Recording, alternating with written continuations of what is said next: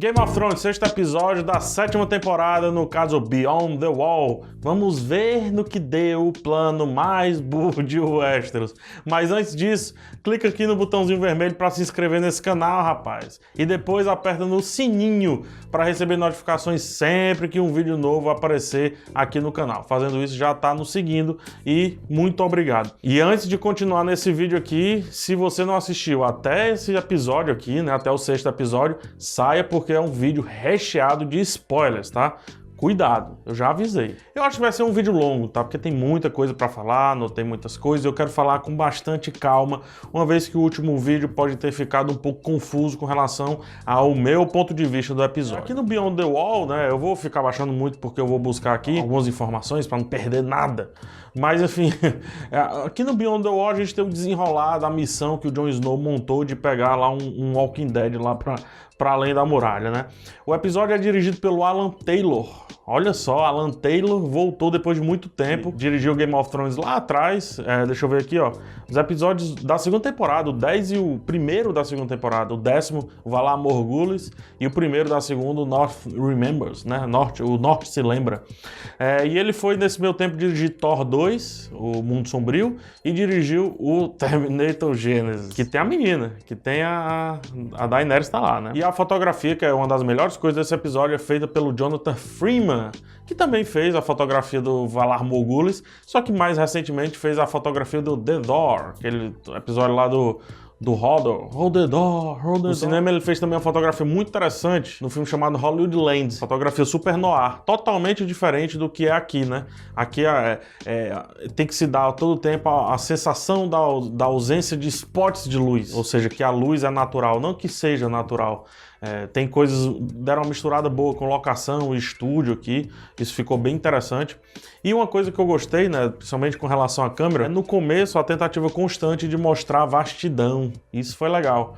Então o episódio é um plano super aberto, que sai de trás de uma pedra e enquadra os nossos personagens. A partir dali, a gente sempre tem um plano bem aberto, não muito aberto, mas bem aberto com relação a personagem, para mostrar quem é que estava por ali e tal. E o único problema da fotografia é com relação às batalhas, que aí fica bem complicado, porque durante as batalhas fecha demais o plano e fica difícil da gente distinguir o que é que está acontecendo e qual é a noção espacial. Eles não erram com relação à noção espacial durante a batalha. A localização, o senso, né, de onde está o quê, faz sentido. Por mais que tenha um momento que o Jon Snow grite fall back, que atrás tem gente. Então não faz tanto sentido. Mas tinha um penhasquinho ali, eles tentaram corrigir.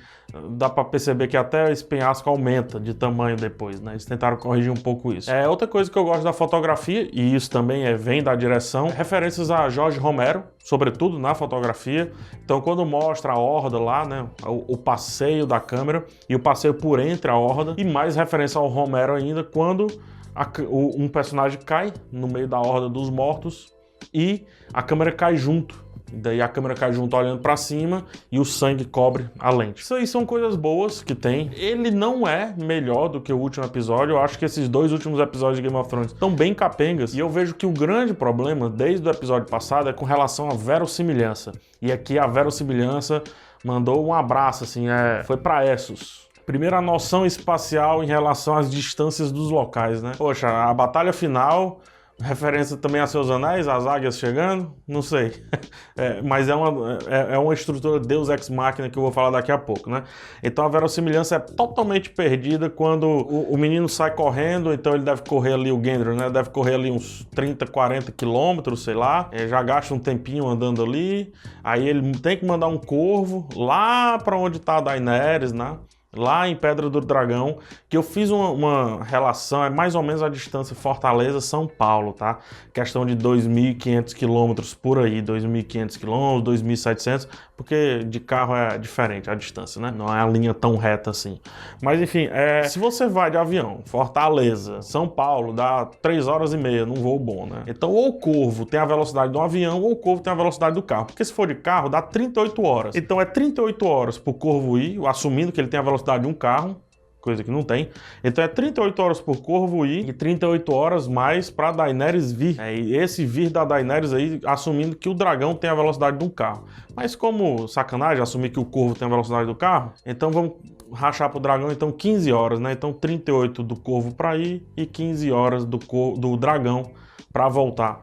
Ou seja, eles passaram bem mais 50 horas ali naquela pedra ali, não faz sentido, né? Aí eu tinha falado, né, no episódio anterior, que esse episódio poderia ter sido diluído em mais outros, assim, e ficou muito claro.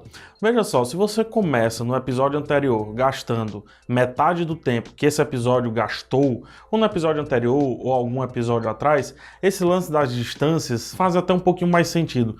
Se você termina o episódio com a Daenerys sendo chamada, vamos dizer assim, então de um tempo de um episódio para o outro, o nosso cérebro assimila que houve uma passagem, e daí isso fica um pouquinho mais aceitável. Não gosto da atitude Deus Ex Machina do exército simplesmente parar e os líderes lá ficarem assistindo eles, né, os reis da noite ficarem assistindo eles lá de baixo.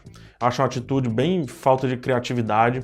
Acho falta de criatividade também a própria vinda da Daenerys e tal. E também acho falta de criatividade a aparição do Benjen, mais uma vez, né, salvando o Jon Snow. O Jon Snow, ele tá pronto para ser sempre salvo. Eu acho que tá na hora dele se salvar um pouco mais, ou salvar mais os outros. Rola um Deus Ex Machina aí, que é o Deus Ex Machina, ele é um elemento que surge do nada para salvar uma situação, para salvar o dia, né? As águias de seus anéis são um Deus Ex Machina, os dragões não deixam de ser, e o Benjen Stark é o auge de um Deus Ex Machina. Pesquisa na internet, dá uma estudadinha, tem um vídeo do Omelete que fala muito bem sobre esse lance do Deus Ex Machina. Tá aqui no izinho. Uma coisa que eu gosto, né, eu tô tentando balancear, gostei e não gostei. Uma coisa que eu gostei bastante nesse episódio foram os diálogos. Eu separei alguns diálogos aqui, vou baixar a minha cabeça. O Tormund com o Clegane, legal, o Tormund enchendo o saco do Clegane e depois falando da Brienne, um diálogo bacana. Isso cabe, porque isso alivia a tensão de um episódio que vai ser naturalmente tenso, né? É o que se chama de trash talk. Os roteiristas fazem muito isso, Quentin Tarantino faz muito isso em seu roteiro. Por mais que isso não sirva muito bem a história em si, mas serve para criar relação entre eles dois. Por isso que mais na frente tem um salvando o outro em relação a isso e tudo mais. Então é bem legal para mostrar a mudança do cão. Jorah e Jon sobre a espada, eu acho que é um diálogo necessário. Precisávamos desse diálogo no outro episódio, porque o cara conviveu com o pai dele. O Jon Snow só é o que é hoje por conta do pai do Jorah. Então esse diálogo foi tarde, né? Desde que eles se encontraram já dava para ter acontecido. O diálogo também do Snow dizendo que não curte se ajoelhar, né? Ou melhor, é o Tormund que, você conviveu muito com selvagens e desaprendeu a ajoelhar. Legal. Eu não tinha pensado por essa ótica, mas o Jon Snow, ele é quase um brasileiro, né? Ele é a mistura de várias raças aí, e uma das raças que ele é misturado, entre aspas, tá? Muito entre aspas, mas com relação à convivência, é que permite que ele não permite que ele se ajoelhe facilmente. Por mais que no final do episódio ele vai lá e quebra essa regra. O melhor diálogo, o Tyrion falando sobre a Daenerys, 3 coisas. 1, sobre o poder em cima do medo, coisa que eu venho dialogando nos últimos 2 vídeos.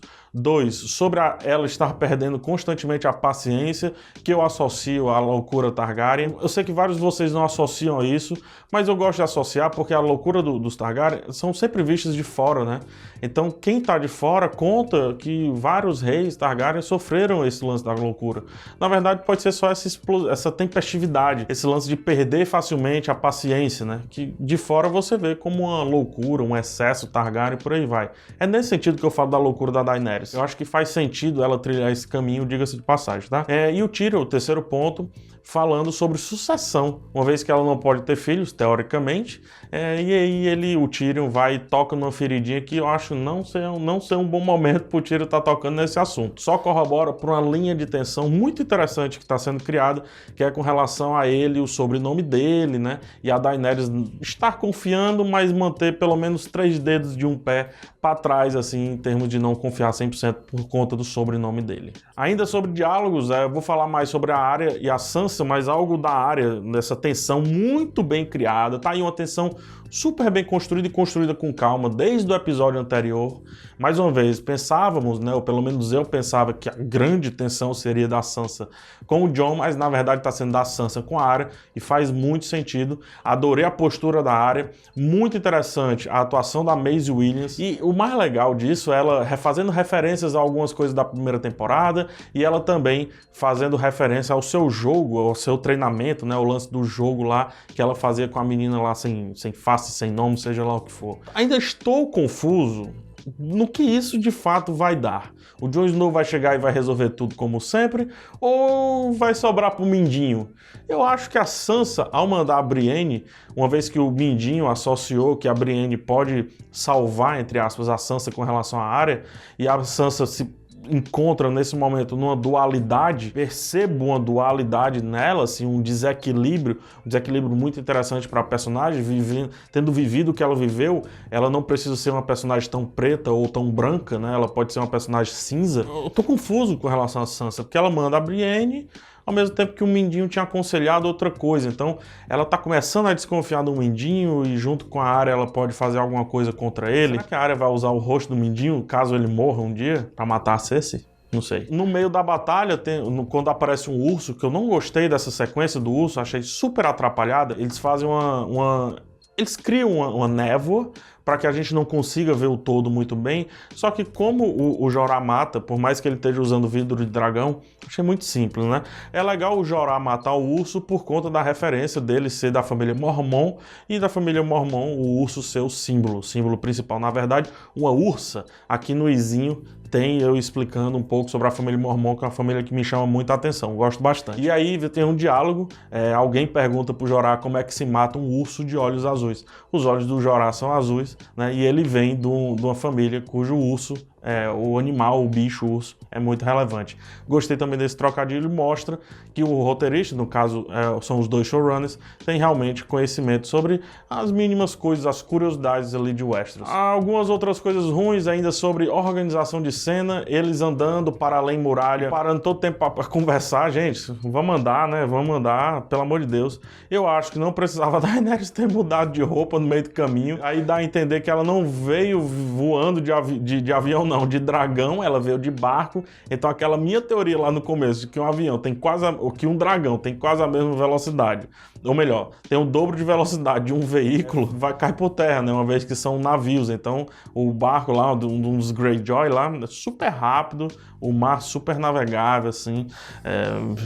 Tá chato esse negócio de distâncias, tá chato, cara. Se você pegar o Westeros, os fãs teorizam, né, que são mais ou menos 6 mil quilômetros da ponta de Westeros até a ponta final. Se você levar mais ou menos para comparação, a América do Sul tem 7.600 quilômetros de uma ponta a ponta, de extensão direta, né?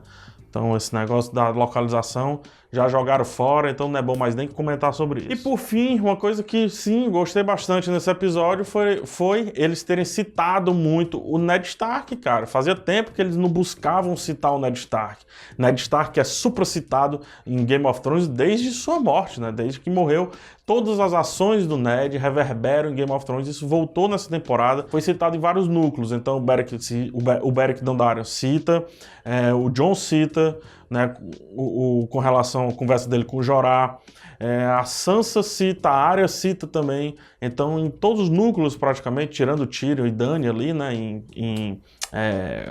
Kingsland não, cara, Pedra do Dragão, o plano burro do Jon Snow serviu para duas coisas. Criar o tal do dragão de gelo, que é uma resposta aos fãs sobre esse lance se vai ter ou não o dragão de gelo. Então criou-se. Não gosto da cena de como o dragão morre. Vou corrigir. Eu gosto da cena que ele passa morrendo, assim, esguichando o sangue. Muito, muito bem feito, muito interessante. Inclusive, os 3 dragões em planos, o CGI funcionou muito bem. Mas eu não gosto da solução, sabe? O cara é um super atleta olímpico ali, o Rei da Noite ali, joga a parada. Tudo bem que é místico, a fantasia nesse caso permite, né? Uma vez que a regra não foi definida, nós temos a regra sendo definida agora. Então, que ele jogue assim pra sempre em Game of Thrones, né? Arremesse o dardo assim em Game of Thrones pra sempre, porque nós temos aqui uma regra sendo definida que o bicho é super forte. Tomara que ele não seja super forte, vírgula, porque Jon Snow matou facinho, né? Um deles aí nesse episódio.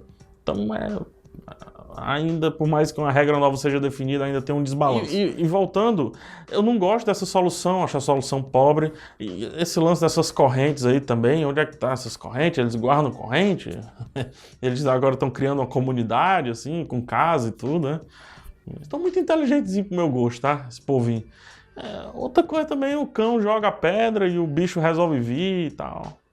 Enfim, eu me prometi não exagerar nas críticas, mas sim, Game of Thrones começa numa alta muito grande e daí vai caindo, né? Sobe a três episódios atrás, e esses 2 últimos episódios uma lástima de roteiro, só que esse, pelo menos o roteiro, fez algumas referenciazinhas a coisas que não só os fãs curtem, né? Mas quem acompanha a série, sem questão de livro, essas coisas, também curte. Eu acho desequilibrado, mas vamos lá pra nota. 6º episódio, 7ª temporada, estamos chegando ao fim. Eu dou 3 estrelas. A bagunça imperou e a verossimilhança é muito importante em uma série de fantasia, mais ainda na melhor série de fantasia dos últimos anos. Mas vamos lá. Espero que você tenha gostado desse vídeo. Comenta aqui embaixo, deixa a sua opinião. Se gostou do vídeo, dá joinha. Se não gostou, pode dar dislike mesmo. A gente tá aqui pra isso. Um beijo no coração de todos. Até o próximo e tchau.